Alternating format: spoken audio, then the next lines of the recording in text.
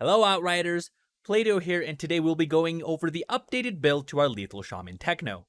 We won't be going that much in depth on this one as our older video on the build, linked in the description down below and should be popping up on the top right corner, went into all the nitty-gritty details. The recent patch did not affect this build that much and is still blasting Team Rocket off again. So, what did the recent patch do to this build? Well, mainly the lethal devices change, where it now has an added 0.2 second cooldown to the node's effect. Now you may think, what's a 0.2 second cooldown on the node's effect, lol? Well, it's pretty substantial actually, but not for Lethal Shaman. While yes, this does mean our cold snap will do a little less tick damage and our turrets will do a little bit less damage overall, the main source of damage on our build was always juiced up by Borealis and our weapon mods. So, we're chilling, literally. Let's get started with our skills. Nothing has changed here as we are still running Cold Snap, Blighted Turret, and Cryo Turret. Cold Snap to apply our lethal devices, Borealis bonus, and that satisfying Icicle Storm Pop. Blighted Turret to take advantage of Adrenalizing Antenna node on our class tree, and Cryo Turret to apply our Borealis bonus, lethal devices, and of course, turret damage. Heading to our class tree, I'm actually going to give you guys 3 options here as we've made a few adjustments to our gear pieces that can benefit from the different variations. The first class tree will be the same as what Lethal Shaman was running before. We're not going to go too in-depth on the class tree nodes here, as my older video covers this in detail, so make sure you check that out for a full overview of the class nodes.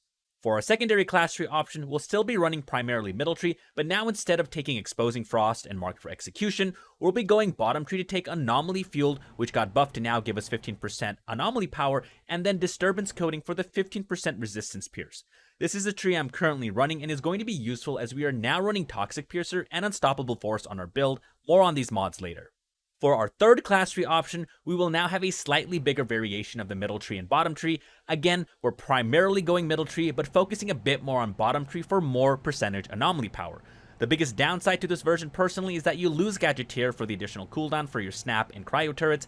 I personally think this is the worst version since you're sacrificing that juicy cooldown, but I wanted to provide this in case you prefer this option. To each his own, as they say. Heading to our PAX Tree, nothing has changed here as we are still running Initial Striker, Lethal Devices, Painkiller, Permanence, and Dissection. If you're wondering why we're not, let's say, doing a hybrid version of top-bottom tree to take advantage of Skill's Life Leech conversion to AP, that's because our primary source of damage on this build is our weapon mod, so that won't do much for us. Stay tuned for my other AP Technomancer video, which will go the bottom tree route. I actually may have 2 more AP Technomancer build videos coming, so stay tuned for that. For our Ascension Points, the first 10 you'll want to focus on will be anomaly damage. For the rest, the order really doesn't matter as you'll get enough points eventually to put into main stats. Just make sure you focus on anomaly power, resistance pierce, status power, cooldown reduction, and more damage to elites. After that, just put it where you want.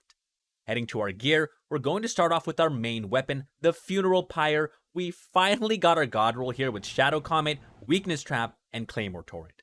The reason we are using these 3 mods and why they are considered god roll is due to their low cooldowns, so it makes cycling our weapons to apply mod damage extremely consistent. Now, I want everyone to pay attention here. Do not hold your gun trigger for this build. You want to tap your gun. Our guns do 0 damage and they are our tools to deal massive damage from our mods we have on our guns. Remember that since we are using a shotgun as our primary, make sure to not aim down sights and to hip fire for the maximum spread to take advantage of multi-proccing your mods for that juicy AoE clear. If you don't have a god roll version like me here, just focus on either Shadow Comet with Weakness Trap or Claymore Torrent. For our secondary, we have the Diamo, Banana with T3 Storm Whip and T2 Storm Whip and Violent Rupture. This drop is a god roll version of the gun you want to use as your secondary. A Thunderbird works here as well since it also drops with T3 Storm Whip. So why is this considered a god roll? Aside from the low cooldowns, the mod combo is single-handedly the best when it comes to single target damage. If you don't have a god roll version, that's okay. Focus on having T3 Storm Whip and either T2 Storm Whip or Violent Rupture. Violent Rupture is still bugged in our favor and has a 3-second cooldown versus 5. The added AoE from Violent Rupture is also really hot, literally. Our pistols, we have another god roll with Torment and Agony. It rolled with Moaning Winds as the epoch slot and it also comes with Clip Combustion. Then we added Radiation Splash to the pistols to make it our one and only reload mod gun. Make sure to empty out your pistols before each expo or trial so you can just swap to it instantly to get the reload mod activation. If you don't have a god roll version, please prioritize Moaning Winds with either Radiation Splash or Clip Combustion. Transitioning to our armor pieces, the stats you want to prioritize for our non-Borealis pieces are going to be Anomaly Power and Status Power, and the extra one can either be Skills Life Leech or Cooldown Reduction. Quick note about cooldown reduction is that the latest patches reduced the cooldown value we get once we max out the shards for this attribute. Prior to the patch, it was 22.5% and now it has dropped to 16.5%. This doesn't affect us too much as we are still staying close to the 55% cooldown cap at 53.8%. Keep in mind, this is due to my higher epoch tier scaling. On our current build, we have 2 pieces with cooldown reduction as well as the 10 Ascension Points into cooldown, giving us this value. If you are lower Apocalypse tier, you'll need to prioritize another piece of gear with cooldown reduction if possible. Just try to get as close to 55% as you can. Moving away from cooldown reduction into status power, let's talk briefly about the status power penalty that was introduced with the latest patch. The status power penalty may seem counterintuitive, but the reason is simple. You actually have a native 100% status power without any gear on.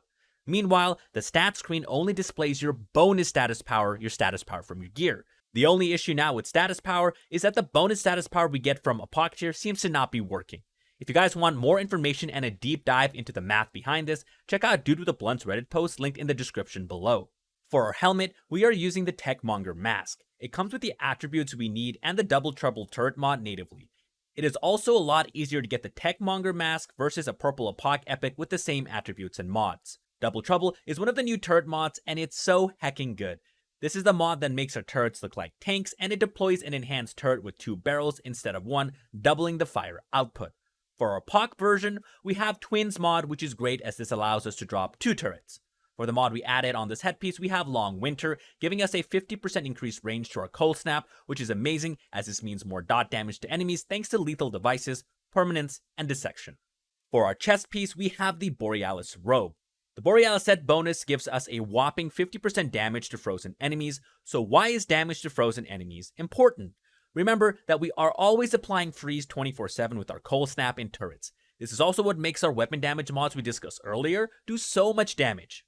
Remember, weapon mod damage increases via our gear level but also via anomaly damage, not to be confused with anomaly power. However, the Borealis set bonus also increases our weapon mod damage as it will be receiving an additional 50% damage with those weapon mods on enemies that are frozen. This damage bonus also applies to your teammates. If you're going to be playing with your friends, suggest that they replace one of their mods on their builds with Shatter so they can benefit from a nice 16% damage boost since you'll be freezing the entire map. For the mods on the chest piece, we have another God roll here as Captain Hunter rolled on the Apocalypse slot. 16% damage to elites is amazing, and this mod should be used on 100% of builds. We keep Icicle Storm here as this is our main AoE for the build. We snap, we kill, Storm pops, and we watch things die with that oh so satisfying Icicle Storm sound effect. Our last mod here is going to be Anomaly Echo for that free juicy anomaly power. You can also use Power Assimilation or Danger Close here if you prefer. Anomaly Echo is more consistent uptime as Power Assimilation requires elites on the battlefield, and Danger Close requires you to be in close range to enemies. Honestly, it really doesn't matter which one you go here because you'll still be blasting. Heading to our pants, we have set piece 2 of 3 of Borealis with the Borealis pants. We're running Improved Coolant, Freezing Boost, and V Compound. Improved Coolant is super nice to make our turrets even more pew-pew, and while there are better options than Freezing Boost, we kind of don't have a choice due to needing the Borealis set bonus, so this is the best of what we can work with. Our last mod on our POC slot is V Compound, which is great as this is pretty much Captain Hunter Light with 10% damage to elites afflicted with Toxic. Our gloves is going to complete the Borealis set bonus, and the mods we are running are Shatter, Euthanizer, and Weakness Trap. Shatter is a no-brainer, 16% damage to enemies afflicted with freeze is hot. We added Euthanizer here for an additional 16% damage to Toxic, and this is also a no-brainer why we picked it. And for our Apocalypse mod, we have Trample the Weak to take advantage of the weakness that is applied via our Weakness Trap weapon mod. You can also swap this for something like Radical Therapy if you want, as those drop pretty commonly as an Apocalypse mod for gloves. Lastly, we have our boots, and this is pretty much the best boots you can find for this build. This is a good time to inform everyone watching to always vendor hop, as finding these boots would be pretty much impossible by just normally playing the game. Getting a T3 Epoch drop on epics right now without vendor hopping is near impossible. We also got extra lucky here with anomaly power and status power for our stats. The mods we are running here are Hail Shot, Toxic Piercer, and Unstoppable Force. Hail Shot is great as it makes our turrets blast even more in relation to our status power.